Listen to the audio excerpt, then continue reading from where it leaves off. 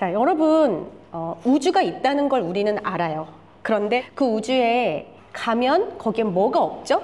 공기도 없고 음식도 없고, 그렇지, 그래비티가 없잖아요. 중력이 없잖아요. 우리가 우주에 가면 붕붕 떠다닌단 말이죠. 우리가 뭘 짓던, 거기서 걸어 다니던, 생활을 하던, 생각해보면 그래비티라는 게, 중력이라는 게 이 지구에서 어마어마한 일을 하고 있는 거거든요.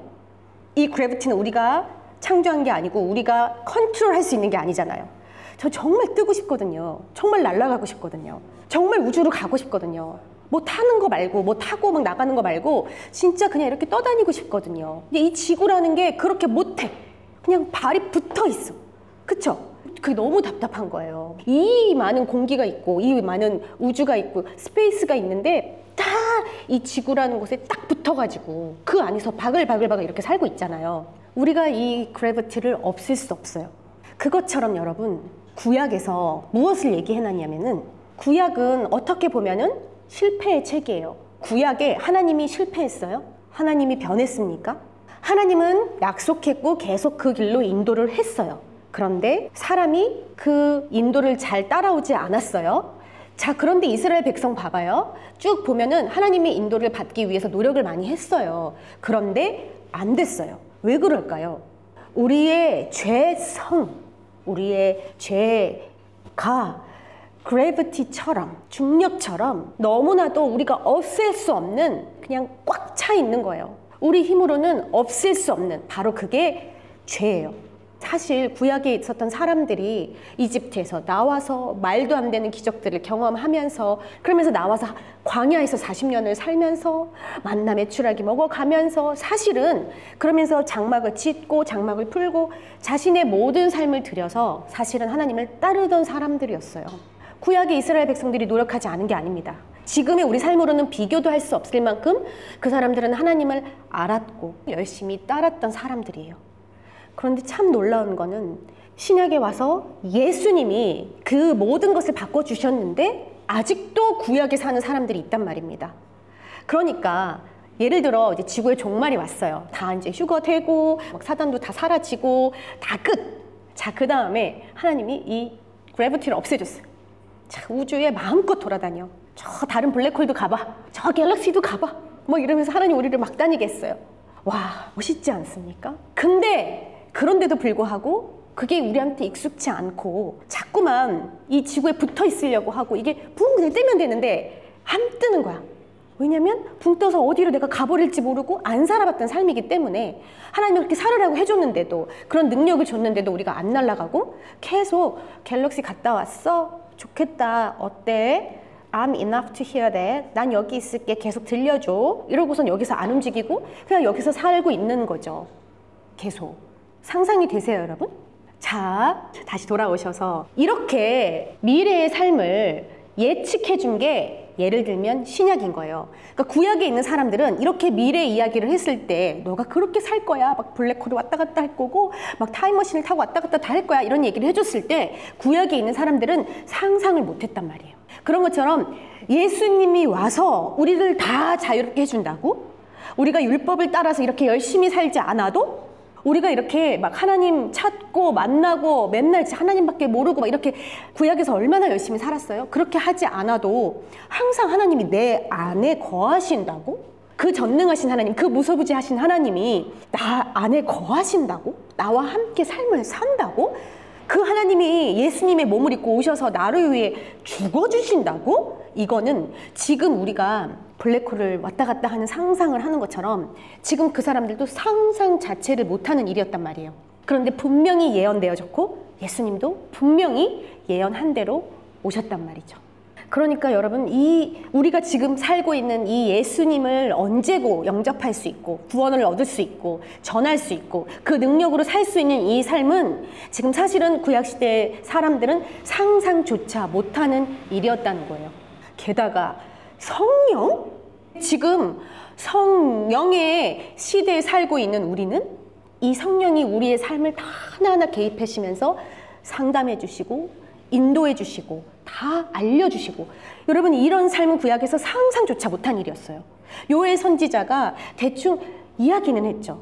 너희의 자녀들은 예언을 할 것이라 청년들은 환상을 볼 것이고 아비들은 꿈을 꿀 것이고 라고 요엘 선지자가 이거를 예언을 했어요. 자, 그런 일은 그때 사람들은 상상을 못하는 일이었어요. 하나님이 주신 꿈을 꾸며 산다는 것을 상상도 못했단 말이죠. 그때는 예언자만, 하나님의 음성을 들은 딱 그 사람만 예언을 할 수 있었는데 그게 아니라 다 예언을 한다고요? 와, 그거는 상상이 안 되는 일이었어요. 하나님이 여기저기에 다 임하신다는 건데 그거는 그때 시대에 상상 못한 일이었는데, 그런데 분명히 예언을 했고 그 사람들 상상도 못하던 일들이 지금 성령을 통해 이루어지고 있다는 거예요. 여러분, 우리는 지금 그 시대에 살고 있어요. 그런데 이런 시대에 살고 있으면서도 구약의 삶을 사려고 하는 사람들이 너무 많아요. 구약에서는 계속해서 하나님을 알았지만서도 진짜 마음에서가 아니라 하나님이 하라는 대로 그 행실을 살아내려고 했기 때문에 계속해서 실패했습니다. 바로 정확히 실패한 삶을 구약에서 증거하고 있는데도 지금도 우리는 그 실패의 삶을 또 살려고 한단 말이에요. 율법을 지켜내면은 하나님을 믿는 것으로 착각하는 삶. 그래서 어떻게든 내가 노력해서 그 율법을 제대로 지켜내보려고 하는 삶. 그러면서 나도 비판하고 다른 사람도 비판하는 그런 삶. 그런데 예레미야 선지자가 이렇게 말합니다. 31장 33절에 그날 후에 내가 이스라엘 집과 맺은 언약은 이러하니 곧 내가 나의 법을 그들 속에 두며. 자, 하나님의 법을 내 속에 두며 마음에 기록하여. 하나님의 말씀이 자, 듣고 그대로 행하면 다 되는 이게 아니라 내 마음에 하나님의 말씀이 기록되어져서 그 말씀대로 사라지고 싶고 그 말씀을 따르고 싶고 그렇게 해주신다는 거예요. 그러면서 나는 그들의 하나님이 되고 그들은 내 백성이 될 것이라. 이게 바로 여호와의 말씀이니라 하고 예레미야가 이야기해요. 자, 구약에서는 사람들이 와, 진짜 그렇게 된다고요? I want to live. 나 그렇게 진짜 살고 싶어요. 그런데 그 삶이 사라지지 않았어요. 왜냐하면 마음에 기록된 게 아니라 그냥 삶의 법으로 지켜져서 마냥 따를 뿐이었던 거예요. 즐거워하지 않았던 거죠. 혹시라도 우리 가운데 지금 그런 분이 있다면 오늘 하나님을 만나게 되시길 바라요. 이 모든 일은 우리가 지금 이곳에 와서 예수님을 알게 되고 만나게 되고 지금 계속해서 알아가는 이 과정, 어려운 말로 구원, 회개, 성화, 사역, 이런 모든 일들은요, 우리가 믿기로 막 결단하고 노력하고 이러면서 우리 자신에 있다라고 우리는 착각해요. 내가 죄와 멀어지고 싶어서 막 결단하고 내가 절대로 이건 안 해야지. 오케이, 나는 하나님을 위해서 이번 연애는 이렇게 노력할 거야. 모든 모임을 다 참여할 거야. 막 사역을 할 거야. 라던가 이런 노력 또는 절제. 나는 하나님을 믿으니까 술을 끊을 거야. 나는 마약을 끊을 거야. 이런 나의 노력이 하나님을 믿는 믿음으로 데려간다라고 생각하는 우리는 아직도 이런 구약에 묶여 매여서 살고 있어요. 내 자신의 행동에 달려있다라고 생각을 하는 거예요. 그런데 이 모든 건 사실 하나님의 일이에요. 하나님이 우리의 삶에 오시기만 하면 하나님은 그때부터 하나님의 일을 다 하세요. 하나님이 구원해 줬죠. 내가 열심히 해서 구원받은 거 아니란 말이에요. 하나님이 초청했고 하나님이 그 구원을 이루셨어요. 하나님이 여러분 회개하게 하세요. 내가 나를 막 힘들게 해가면서 나를 찍어가면서 회개한다고요? 회개가 되지 않아요. 후회만 되지. 그리고 어나더 결심이 되지. 자, 그런 다음에 또 우리는 fail하지. 어쩌다가 성공했을지 모르겠어요. 하지만 또 어나더 죄 때문에 또 싸우지.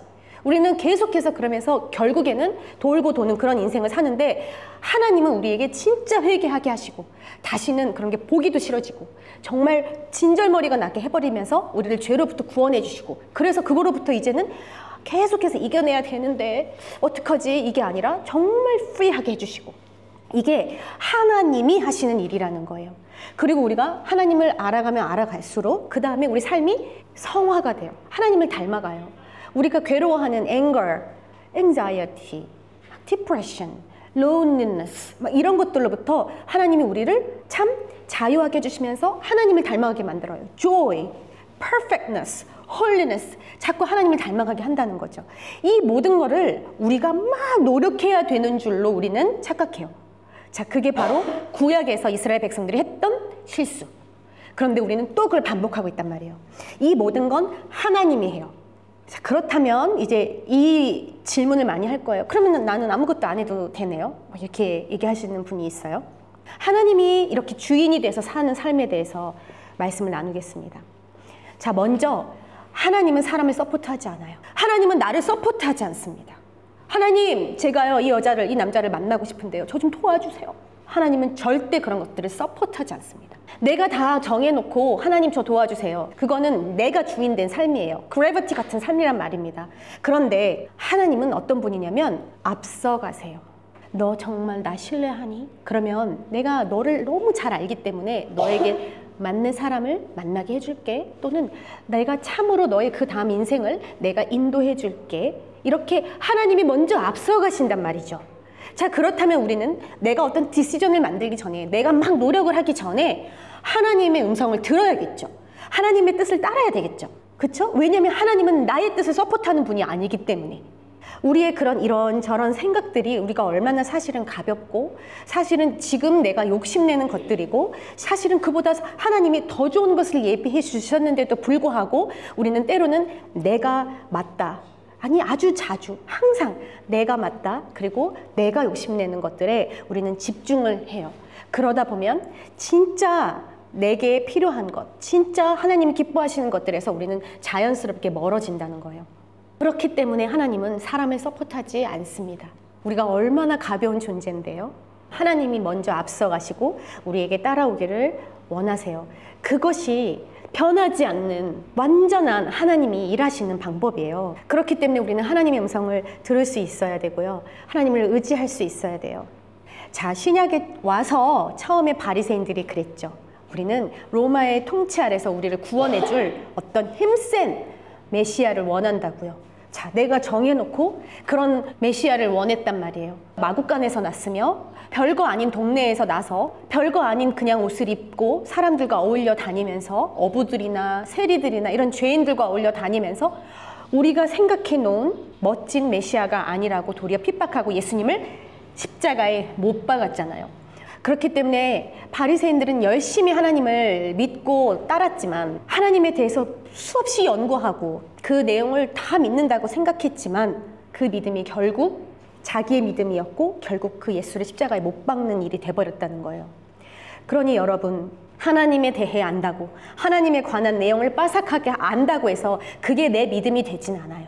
물론 하나님을 아는 만큼 우리가 믿게 돼 있습니다. 그런데 그 안다는 것이 우리가 연구한 만큼, 들은 만큼이 아니라 내가 인격적으로 그 하나님을 만난 만큼, 그 하나님이 내게 오셔서 내 마음에 하나님에 대해서 써주시는 만큼인 거예요.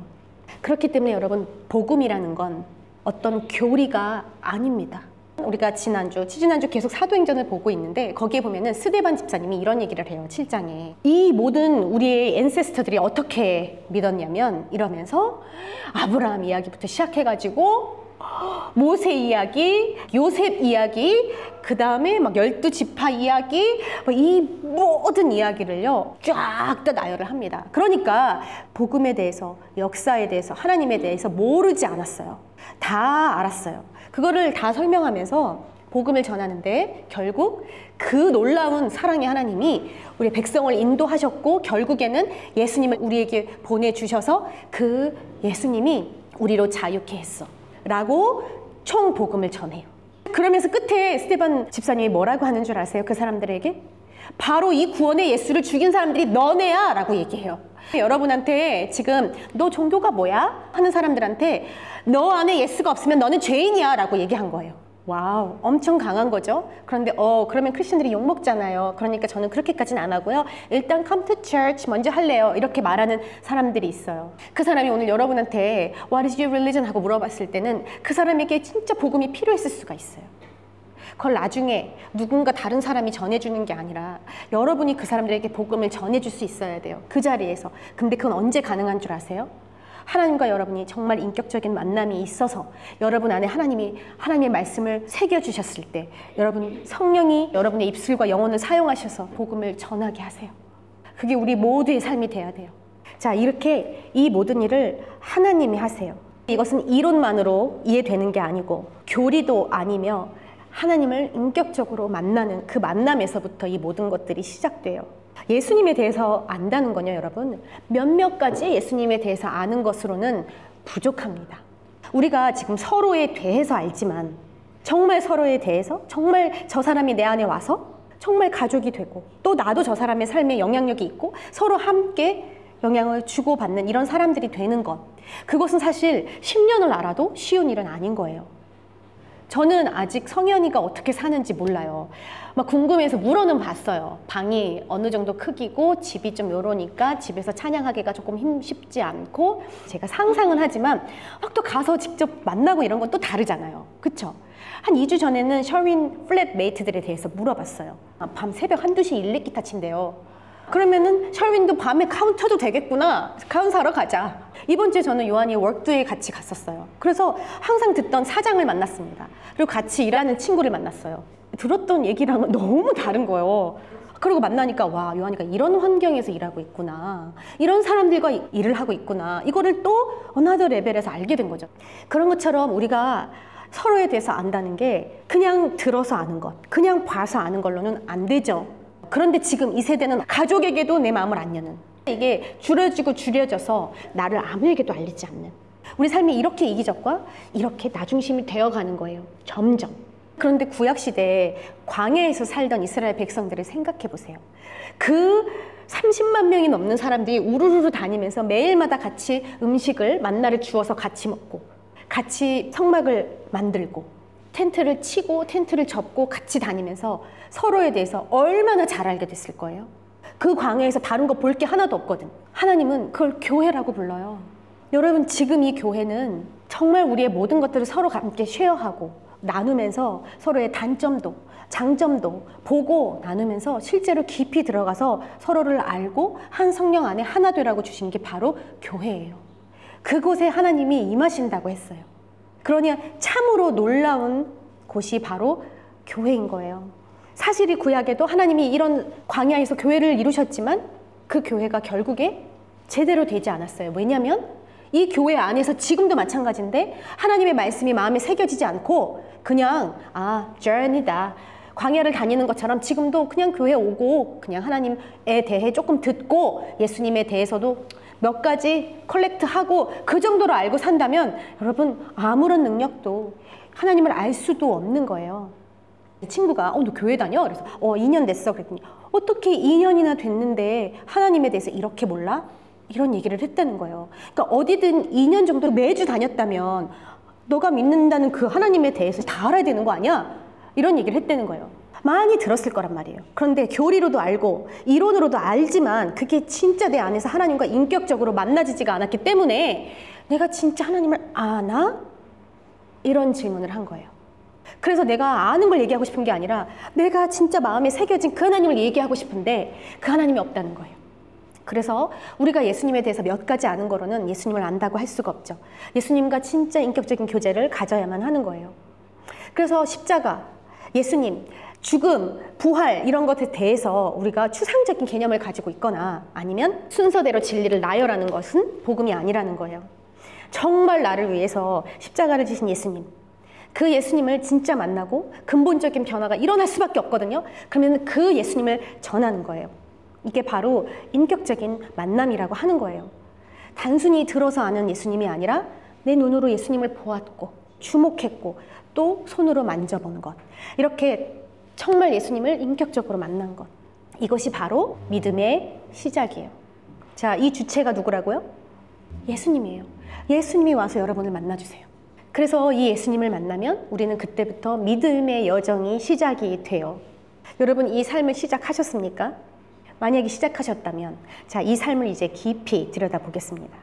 자, 이 삶은 바로 아까 우리가 얘기했던, 예전에는 상상도 못했던 성령님이 우리 안에 오셔서, 하나님이 우리 안에 오셔서 우리와 함께 동행을 하는 삶이에요.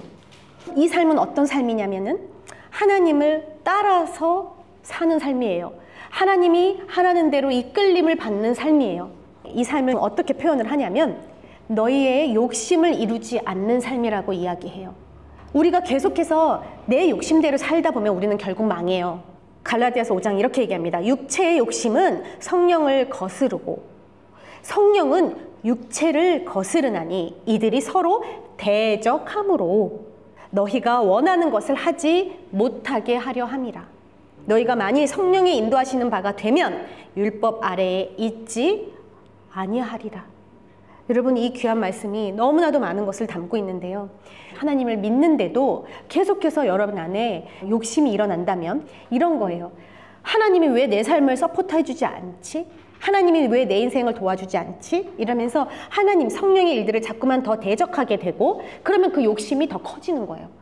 그런데 하나님을 더 구하고, 하나님의 뜻은 뭐지? 내 상황이 어떻든 하나님의 뜻은 뭐고, 하나님 어떻게 이루실 거지? 라고 자꾸 하나님 앞에 더 가까이 가다 보면은 나의 욕심은 저절로 또 작아지는 거예요. 지금 여러분 스스로를 테스트해 보세요. 무엇이 더 여러분 안에서 더 포션이 큰지. 여러분 삶 구석구석을 보세요. 아주 제가 쉽게 드는 예로 먹는 예를 들어요. 내가 먹을 때는 성령을 차단하고 싶어지는 경우가 있어요. 막 폭식을 한다거나, 아니면 어떤 사람들은 먹기가 싫어져 버려. 나의 건강을 막 해치는 그런 일들, 또는 먹을 때 욕심을 내는 거지. 남이 먹을까 봐 막 먹는다던가. 이거 자기가 못 볼 때도 있어요. 나의 욕심을 막 차리려고 하다 보면은요, 성령의 귀가 닫혀요. 왜냐면 서로 대적하는 거거든요. 서로 싫어해, 성령과 나의 육체, 욕심은. 그래서 육체가 원하는 대로 못하게 해, 성령은. 그런데 또 거꾸로 성령이 하신 일을 하려고 하면 육체가 못하게 하는 거예요. 그래비티처럼 우리는 나 중심에 계속 중심을 두고 살려고 하는 거예요. 그 힘에 이끌리려고 하는 거예요. 그러니 우리가 성령을 의지해야겠죠. 그런데 너희가 만일 성령이 인도하시는 바가 되면 율법 아래에 있지 아니하리라. 자, 여러분이 계속해서 나 뭐 예배 못 갔는데, 나 이거 하나님 뜻대로 지키지 못했는데, 나는 또 이번에 이걸 페일했는데, 자꾸 이런 생각이 들잖아요. 그러니까 계속해서 율법 아래서 나를 판단하고 정죄하고 다른 사람까지 정죄하게 되는 거예요. 그런데 성령이 인도하시게 되면 이 율법은 너무나도 웰커밍, 그렇게 살고 싶어지고 하나님이 그렇게 살게끔 인도해 주시는 일이 우리 삶에 일어난다는 거예요. 그렇기 때문에 성령님과 동행하는 만큼 우리는 육신을 이기게 돼요. 성령님과 동행한다는 건 하나님을 구하는 삶, 모든 삶에서 하나님을 찾는 삶이에요. 내가 뭘 먹을 때도, 뭘 볼 때도, 뭘 들을 때도, 누구를 만날 때도, 일을 할 때도, 공부를 할 때도 항상 하나님을 찾는 삶이에요. 요한복음 8장 31절에 이렇게 이야기합니다.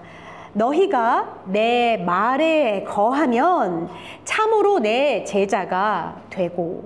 자, 여기서 내 말에 거하면, 우리는 이렇게 들으면 내 말대로 순종해서 살면 이라고 착각하지만 그게 아니라 내 말에 거하면, 거한다는 뜻은 붙잡는다는 뜻이에요. 붙잡는다는 이 뜻은 뭐냐면 하나님 말씀 앞에 정직하게 서서 하나님이 내게 말씀하시는 그 말씀을 탁 붙잡는다는 거예요. 말씀 앞에 서는 거예요. 그냥 아침에 한 장 읽고 딱 덮고 치우는 게 아니라 하나님 앞에 서서 하나님 내게 하시는 말씀을 듣고 정직하게 그 하나님 앞에 다른 어떤 생각도 사라지고 하나님 말씀을 붙잡는 걸 의미해요. 그게 바로 너희가 내 말에 거하면 이라는 뜻이에요. 그러면 참으로 내 제자가 되고, 이렇게 하나님 앞에 서 있잖아요. 그러면 인도함을 받을 수밖에 없어요. 이게 바로 내 삶의 모든 구석구석에 하나님을 웰컴하고 하나님이 임재하시고 하나님의 영광이 거하는 삶인데, 이 삶 속에서 우리는 하나님의 성품 그리고 하나님의 속성을 만나는 일, 바로 인격적인 만남을 갖게 되는 일이 생겨요. 근데 여기서 오늘 중요한 건 이거예요. 우리가 이 모든 삶에서 순서가 되게 중요한데 구약에서의 삶은 바로 이 순서가 잘못된 거죠. 먼저 하나님과의 그 깊은 만남이 없이 그저 말한 대로 순종부터 막 하려다 보니까 힘들어졌던 거예요. 우리에게 주신 새로운 삶은 우리 안에 성령의 음성을 듣고 따라갈 수 있게 해준 거예요. 자, 성령의 음성을 듣고 따라가는 게 제일 먼저입니다. 자, 그러다 보면 우리는 하나님이 임재하시고 하나님의 영광을 경험하게 돼요. 그러다 보면 우리는 순종할 수 있게 되고 담대할 수 있게 되는 거예요. 그렇기 때문에 첫 번째로 성령의 음성을 듣고 따라가는 삶을 살아야 되니까 바로 성령을 의식해야 돼요. 여러분 혹시 이런 경험 해보셨어요? 친구네 집에 초대돼서 갔는데 유령 취급을 하는 거예요. 어디 앉으라는 말도 안 하고 있는지 말든지 왜 왔는지 언제 가는지 상관도 안 하고 밥도 자기들끼리 차려서 먹고 너무너무 기분 나쁘잖아요. 성령님도 여러분 안에 계세요.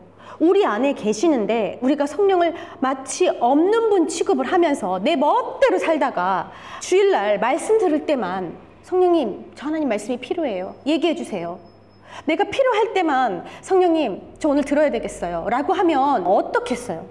내가 하나님을 믿는다고 하면서 성령이 내 안에 계시는데 내가 먹고 싶은 거 있을 땐 성령의 음성 무시하고 내가 먹고 싶은 거 막 먹어버리고 내가 정말 기도해야 되는 그 상황이 모든 상황 기도해야 되는데 그럴 때는 성령을 무시하고 내가 원하는 대로 하나님 you support me 하면서 내 뜻대로 살아버리지는 않는지 성령을 무시해버리지는 않는지 내가 잡을 찾을 때 내가 공부할 때 아니면 그때는 내 능력으로 내 인맥대로 내 뜻대로 해버리고 싶어 하지는 않는지 성령에게 그렇게 대하고 있지는 않은지 그러면서 말씀은 이렇게 이야기합니다. 성령을 근심케 하지 마라. 우리가 성령을 무시하고 우리의 욕심을 따라 살 때, 우리의 죄를 따라 살 때 성령은 근심합니다, 여러분. 우리는 계속해서 성령을 의식하면서 귀 기울이면서 성령님께 묻고 이 길이 맞습니까? 하나님, 하나님의 마음은 무엇입니까? 하고 모든 것에서 물어야 하는 거예요. 그러면서 에베소서 5장에는 심지어 뭐라고 얘기하냐면 성령으로 충만함을 받으라 하고 사도 바울이 명령해요. 그리고 골로새서 3장에는 하나님의 말씀이 우리 안에 풍성히 거하여 모든 지혜로 피차 서로 가르치고 서로 권면해주고 어드바이스 해주고 신령한 노래를 부르며 함께 모여서 찬양하고 예배하며 감사하는 마음으로 하나님을 찬양하고 또 무엇을 하든지 너희의 말이나 너네가 하는 일이나 무엇을 하든지 다 예수의 이름으로 하라고 예수를 힘입어 하나님 아버지께 감사하라. 우리가 저절로 감사되어지는 삶이 사라지는 게 아니라요. 우리 안에 성령이 임하실 때, 성령을 항상 의식할 때, 성령께 묻고 구할 때 어떤 상황에서든지 하나님 아버지 앞에 감사할 수 있는 힘을 주시고 인도함을 받을 수 있는 거예요.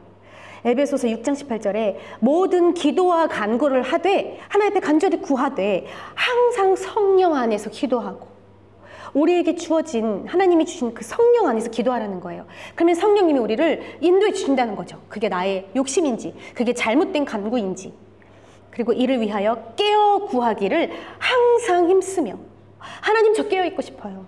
하나님 저 널해져 있고 싶지 않아요. 내 욕심 때문에 가려 있고 싶지 않아요. 그리고 여러 성도를 위하여 구하라. 중보기도의 키예요. 하나님 저도 이렇게 막혀있지 않고 싶고요. 우리 서로가 이렇게 막혀있지 않게 자신의 욕심에 막혀있지 않게 서로를 위해서 구해주는 거예요. 그래야 함께 하나님이 임하시는 교회가 되죠. 그래야 서로 안에서 하나님을 보고 더 깊이 인격적으로 알아가죠.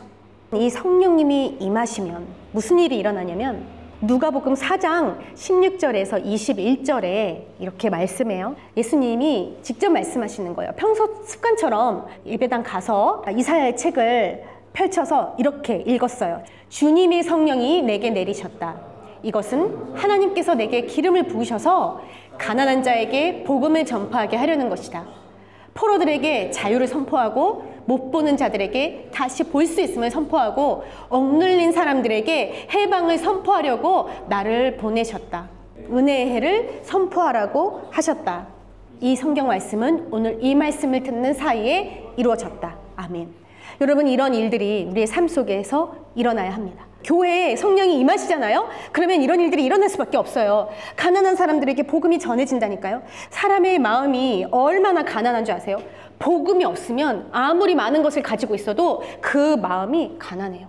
그런데 성령이 임하셨어요. 자, 오늘 말씀에서도 가난한 사람들에게 이 복음을 전해주게 하려고 나에게 기름을 부으셨대요. 예수님에게 뿐만이 아니라 우리에게도 똑같이 이 일들이 일어나는 거예요. 성령이 임하시면 하나님이 여러분에게 기름을 부으시면 가난한 사람들에게 다가가서 복음을 전하게 돼요. 하지만 쉽지 않아요. 가난한 사람들은 자신의 욕심으로 가득 차 있고 여러분한테 도리어 더 웩 할 수 있어요. 그런데 그런 사람들에게 가서 복음을 전하게 한다고요. 그러면서 나를 보내서 포로된 자에게 어떤 인생이 묶여있고 괴로워하고 있는 사람들에게 참 자유를 선포하게 해주고요. 내게 기름 부으신 그 성령이 가서 하시는 일이에요. 나를 통해. 그 다음에 눈이 먼 자, 어떻게 살아야 될지 모르고 비전이 없고 이 인생이 어디로 시작돼서 어디로 끝나는지 모르고 방황하고 있는 그 모든 사람들에게 다시 볼 수 있게 해준다는 거예요. 그 일을 성령이 하신다는 거예요. 눌린 자들, 영적으로나 육적으로나 멘탈도 다 눌린 사람들에게 하나님이 자유롭게 해주는 그 능력을 우리 가운데 성령을 통해 주셨다고요. 그러면서 이게 주님의 은혜야! 이거를 선포하게 하려고. 성령의 일이 이렇게 놀랍습니다. 데살로니가 전서 19장에서 22절에 성령께서 일하시는 것을 막지 말고 예언의 말씀을 하찮게 생각하지 마십시오. 모든 일을 잘 살펴서 선한 것을 붙잡고 악한 것을 멀리하시기 바랍니다. 자, 사도 바울이 분명히 여기서 얘기해요. 성령을 무시하지 말라. 여러분 안에 성령이 일하세요. 성령의 일들이 여러분의 삶에 일어날 때, 여러분을 갑자기 확 쓸려가듯, 때로는 쓰나미가 막 밀어가듯 여러분의 삶을 막 성령이 인도하실 때가 있어요. 그럴 때 여러분, 이게 성령의 일인가 궁금하면 물으세요. 그리고 성령의 일이거든 여러분 맡기세요. 성령은 우리가 상상할 수 없는 길로도 인도하시거든요. 이 성령을 소멸하지 말고, 그 다음에 예언을 멸시하지 말라고 나와요. 그런데 사실 구약에서도 예언자가 있었고 하나님은 예언하는 분이에요. 꼭 예언이 미래만은 아니거든요. 그 사람에 대한 하나님의 마음을 알게 되는 거예요. 하나님의 뜻을 알게 되는 거예요. 성령이 충만하면 이런 일들이 일어나요. 근데 그걸 가지고 막 보이니까, 알게 되니까 신기해가지고 내 뜻대로 함부로 남용할 수도, 악용할 수도 있어요. 심지어. 그렇기 때문에 그렇게 하지 말라고 주의하라고 하지만 뭐라고 하냐면 그 예언을 멸시하지 말고, 그 다음에 심지어 그 예언의 은사를 더 사모하라고까지 해요. 도리어 예언의 은사를 사모하고, 예언의 은사를 왜 주시냐면 서로를 빌드업하라고 주시는 거예요. 그러니까 여러분 이런 은사를 받아서 서로를 빌드업해주고, 방언의 은사를 받아서 서로를 위해서 더더욱 기도해주고, 내가 아는 선이 아닌 하나님이 알려주시는 부분까지도 서로 기도하고, 하나님의 뜻을 알게 되어 하나님의 뜻이 삶 속에 이루어지는 것들을 기대하고, 그러면서 악한 것은 어떤 모양이라도 버리라. 철저하게 분별해서 악한 것들을 다 버려야 하는 거예요. 내가 내 인생을 못 보거든 여러분 부탁하세요. 내 인생의 악한 부분을 좀 서로 봐주세요. 알려주세요. 봐주세요. 여러분에 대해서 어드바이스 해주면 우욱해가지고서는 내가 언제 막 이러지 말고, 여러분 정말 서로에 대해서 인격적으로 알아가고 성령의 임재를 구하면서 여러분 그 안에서 참으로 하나님 나를 변화시켜 주십시오라고 구할 수 있게끔.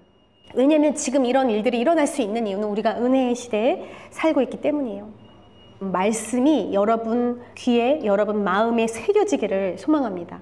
성령님께서 그 말씀을 여러분에게 보여주실 거고 삶에 이루어질 수 있도록 인도하실 거예요. 우리는 그 은혜의 때에 살고 있습니다. 하나님을 이렇게 인격적으로 깊이 만나게 되는 오픈처치 모든 성도님들 되기를 축복합니다.